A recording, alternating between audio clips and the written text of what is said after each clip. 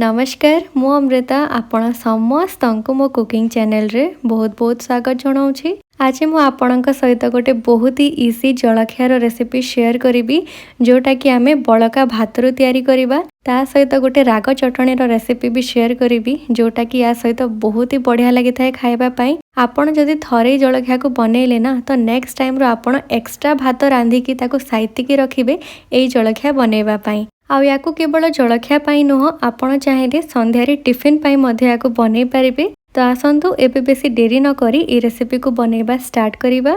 तो प्रथमे आमे चटनी बनैबा। तो सेथिपाई गोटे पैन गरम करिकी सेथिरे आमे गोटे बड़ चामच तेल देइदबा। तेल गरम हे गले एथिरे आमे 2 चामच चना डाली को देकी सामान्य टिके भाजी नबा। फ्लेम को आपण मीडियम रे रखिकी याकू भजा करिबे।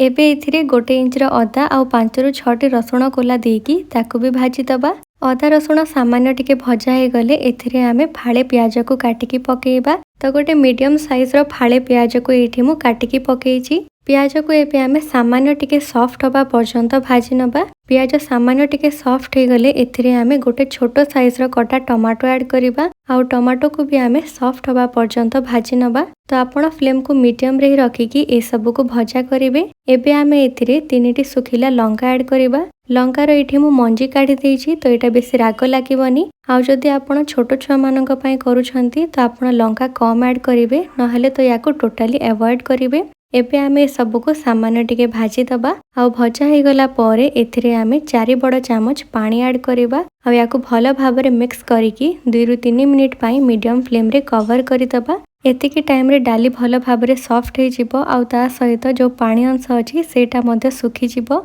तो ये 3 मिनिट पर मु कवर खोलुची। आउ देखंतु जो पानी अंश अछि सेटा बस टिके ही अछि। याकू एबे आमे एमिति ही खोला रे सामान्य टिके भाजी दबा जो थिरे कि सब पानी अंश सुखी जिवो। तो देखंतु किछि समय पर सब पानी अंश एठी सुखी गलानी। तो एबे आमे फ्लेम को ऑफ करि दबा। आउ याकू सामान्य टिके ठंडा हबा पई छाडी दबा।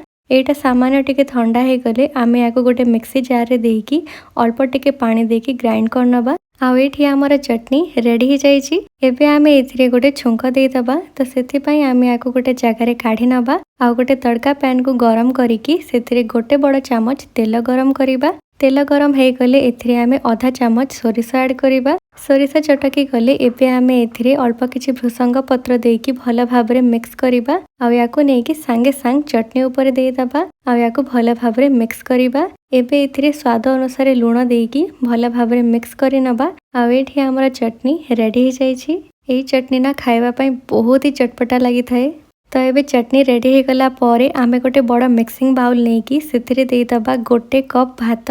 जो भात हमर बळी जाय थाए समस्ते खाइ सारला परे से भात एठी मु नेइछि। तो भात सहित एठी मु ऐड करूछि 4 बड़ चामच सुजी आउ ता सहित 2 बड़ चामच बेसन। एबे आमे सब को भलो भाबरे मिक्स करि नबा।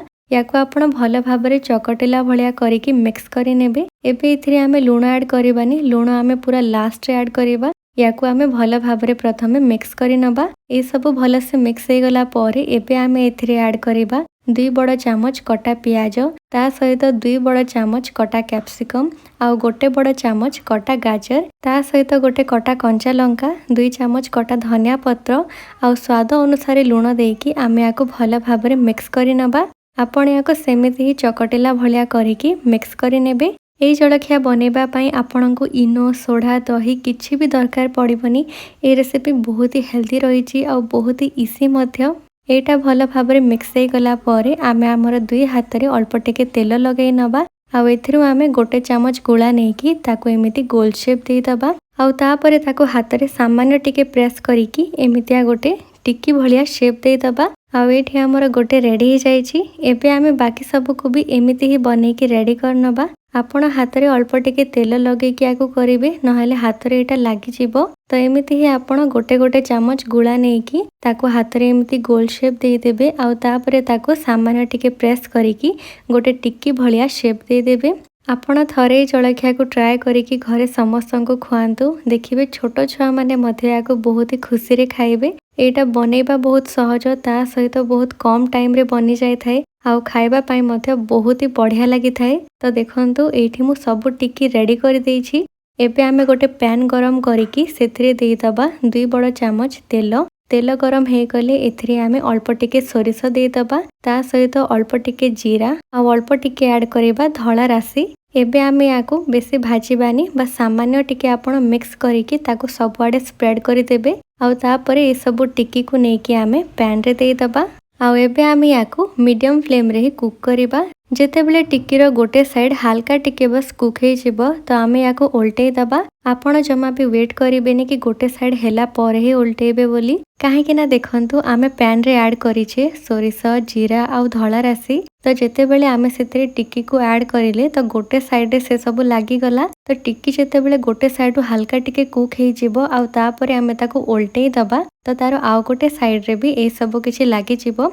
एटा देखिबा पय सुंदर लागिवो ता सहित भल टेस्ट भी आसीबो। तो सेति पय टिक्की जेतेबेले गोटे साइड रु बस हाल्का टिके कुक हो जिवो तापरे आपण ताको उल्टेई देबे। एबे आमे फ्लेम को मीडियम रे ही रखिकी याकू दी साइड रु हल्का लाल हबा पर्यंत भाजी नबा। तो मझिरे मझिरे आमे याको उल्टेकी तार दी साइड को भल भाबरे भजा करनबा। आपण फ्लेम को अधिक हाई करिबेनी नहले एटा टिके पोड़िला भलिया हे जिवो आउ टिके कंचा लागिवो। तो फ्लेम को मीडियम रे ही रखिकी आपण याको भल भाबरे भजा करिवे।